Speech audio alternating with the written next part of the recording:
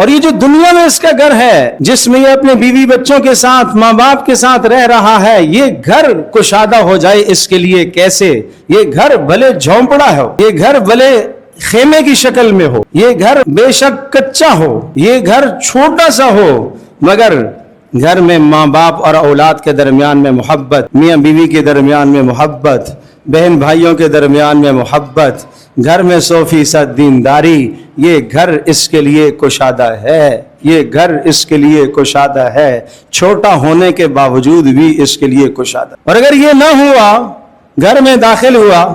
بیوی ایک طرف علیحدہ سے بیٹھی ہوئی ہے، باپ الگ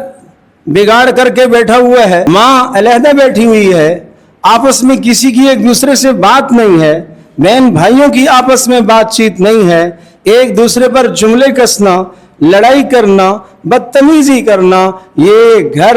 اگر 1000 گز پر بھی مشتمل ہے، یہ گھر اس رہنے والے کے لیے تنگ ہے، یہ گھر تنگ ہے۔ گھر کی کشادگی اور گھر کی تنگی کا تعلق وسعت سے نہیں ہے، وسعت سے نہیں ہے، رقبے سے نہیں ہے۔ گھر کے اندر اعمال ہوں گے تو وہ گھر کشادہ ہے، گھر میں اعمال نہیں ہوں گے تو وہ گھر تنگ ہے۔